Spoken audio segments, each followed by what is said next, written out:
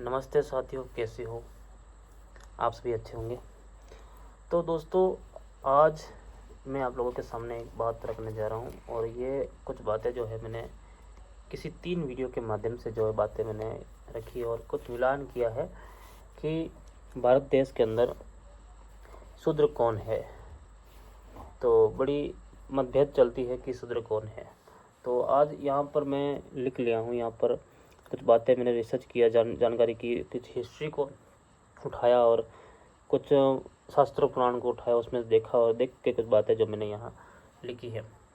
तो ये प्रथम चरण है जो मैं स्क्रीनशॉट लगा रहा हूँ। इस चरण के माध्यम से मैंने ये जानकारी ली है, तो आप देख लीजिए। भी इसमें मैंने लिखा हुआ कि शूद्र कौन है, ठीक है। तो अब यहाँ पर आ रहा है कि हिंदू ब्राह्मण वर्ण व्यवस्था में असली शूद्र कौन है, ठीक है। जो हिंदू ब्राह्मण लोगों ने जो वर्ण व्यवस्था बना रखी है, उसमें असली हिंदू कौन, ये शूद्र कौन है दोस्तों, ठीक है। लोग मानते हैं कि असली शूद्र ST SC कैटेगरी के लोग हैं, और जो OBC लोग हैं, जो OBC कैटेगरी के जो लोग हैं, वो क्षत्रिय बनने में लगे हैं, यानी वो क्षत्रिय घोषित कर रहे हैं अपने आप को। ये मतलब लोगों का सोच विचार है, परंतु अब कोई सरकारी कुछ किताबें या संविधान या कुछ पुरानी जो पुराण है, जैसे ये मध्य पुराण, जो कोई ऐसे 18 पुराण है, कुछ शास्त्र, तो उसमें क्या जिक्र मिलता है, तो उसी से मैंने कुछ बातें जो है उठाई और मैंने यहाँ लिख लिया।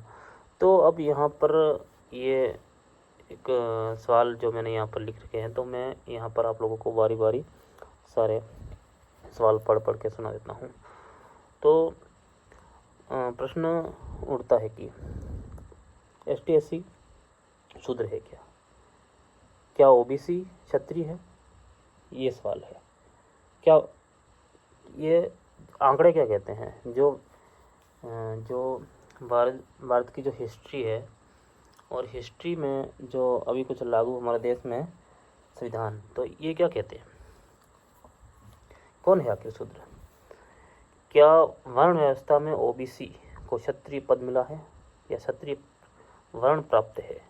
आप बताइए, आपको क्या लगता है? क्या जो OBC कैटेगरी के लोग, क्या उनको क्षत्रिय वर्ण मिला है क्या? आप खुद सोचिए। अब जो भी आपका डिसाइड है, जो भी आपकी बातें हैं, वो कमेंट के जरिए बता सकते हैं। जो ब्राह्मणों ने जो व्यवस्था बना रखी है, जो वर्ण व्यवस्था बना रखी है, जिसमें क्षत्रिय शब्द जोड़ा गया है, पहला है ब्राह्मण, दूसरा क्षत्रिय, क्या OBC जो है क्षत्रिय में आता है? ठीक है, आगे बढ़ते हैं। आगे यहाँ पर देख सकते हो 4 वर्ण हैं, ब्राह्मण, क्षत्रिय, वैश्य और शूद्र। अब इसमें से OBC कौन है? तो OBC को, जो OBC कैटेगरी के लोग हैं, उनको ये बात अवश्य सुनना चाहिए। मैं किसी की निंदा नहीं करूँगा। जो कुछ यहाँ शास्त्रों के माध्यम से या फिर किसी सरकारी ऐसी बुक के माध्यम से जो ये जानकारी मैं लिया हूँ, उसी के आधार पर मैं आप लोगों को बता रहा हूँ। और कुछ चैनल हैं जिसमें ये पहले से वीडियो पढ़ डाले हैं, जो ये बात का दावा करते हैं, और मैंने स्क्रीनशॉट लगा दिया हूँ। उसी चैनल के माध्यम से मैंने ये सारी बातें उठाई है। तो इसमें ब्राह्मण सबसे ऊंचा, उससे नीचा हो गया क्षत्रिय, और उससे नीचा हो गया है वैश्य, और सबसे नीचा हो गया है शूद्र। नीच कहाँ गया? अब यहाँ पर बताओ। यहाँ पर 4 वर्ण है, ये देख सकते हो आप लोग, 1 2 3 4 वर्ण।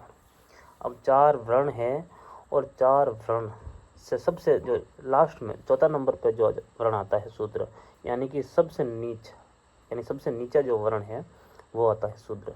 और यहाँ पर साफ साफ आप इस बात को सर्च करके देखिए कि सबसे लास्ट में आता है शूद्र, यानी सबसे नीचे आता है। तो यहाँ पर नीच शब्द का भी उपयोग जो है ये शूद्र में किया गया है, ठीक है। यहाँ पर प्रश्न, अगर OBC शूद्र है तो यह ST SC कौन है? हाँ, एक सवाल ये भी है कि अगर OBC शूद्र है तो ST SC के लोग कौन हैं? जो एक, अब ये बातें जो हैं मैं एक बुक के माध्यम से आप लोगों को बताना चाहूँगा। जो एक बुक है ज्योतिबा फुले की गुलामगिरी, उसमें लिखा हुआ है आज से जो ओबीसी आज से मतलब 2026 से जो है ओबीसी है, इस सन में जो ओबीसी है वह शूद्र में आते हैं।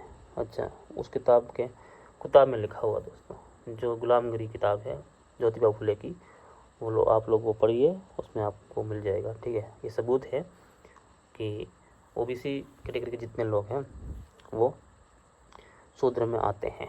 ठीक है, और मैं आप लोग को किताब का फ़ोटो दिखा देता हूँ। ये देख सकते हो आप सामने, ये है गुलामगिरी बुक। इस बुक में लिखा हुआ है कि ओबीसी ही शूद्र है। ठीक है, आगे बढ़ते हैं। जो एसटी एससी के जो लोग हैं, जाति वर्ण से बाहर के लोग हैं, यानी कि जो वर्ण व्यवस्था है, जो ब्राह्मणों ने जो वर्ण व्यवस्था बना रखी है, ब्राह्मण, क्षत्रिय, वैश्य और शूद्र, इस वर्ण व्यवस्था से एसटी एससी के लोग उससे बाहर आते हैं, मतलब वो अलग आते हैं। वो इस कैटेगरी, इस जो वर्ण व्यवस्था में वो लोग नहीं आ रहे हैं। अब यहाँ पर ये जो शब्द है आप लोग बिल्कुल साफ साफ इस शब्दों को समझिए कि एसटी एससी के लोग वर्ण व्यवस्था में नहीं आते। उनकी जाति, उनका धर्म, वर्ण व्यवस्था बिल्कुल इन ब्राह्मणीय जो व्यवस्था, वर्ण व्यवस्था से बिल्कुल अलग है। इनसे उनका मैच नहीं होता है, बिल्कुल अलग उन लोगों को कर दिया गया है, जिन्हें ब्राह्मण लोग अछूत कहते हैं। अब यहाँ पर अछूत शब्द जो है ब्राह्मण लोग, इन एसटी एससी लोगों के लिए प्रयोग किया गया है।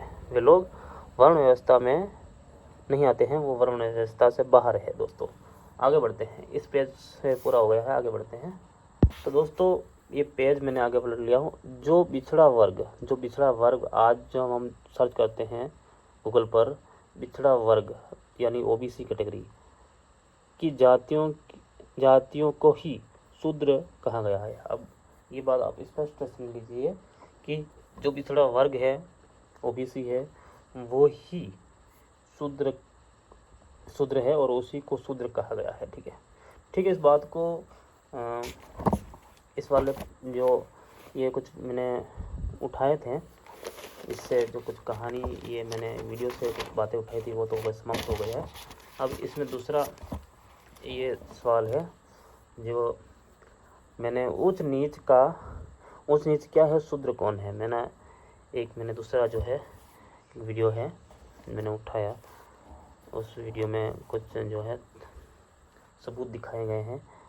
तो दोस्तों वीडियो ज़्यादा लंबा हो जाएगा, तो इसलिए इस वीडियो को आप नेक्स्ट जो ये मैं जो पढ़ूंगा इसमें जो आप लोगों को बताऊंगा शूद्र कौन है। मैंने कुछ रिसर्च 2-3 वीडियो में अलग अलग जाकर रिसर्च किया है, और बहुत सारी जो है बुक है, शास्त्र पुराण है, उसमें मैंने रिसर्च किया हूँ। तो वही सारा पढ़कर मैंने कुछ मिलान किया है, उसी से मिलान से मैं ये सारा अभी कुछ लिख रखा हूँ।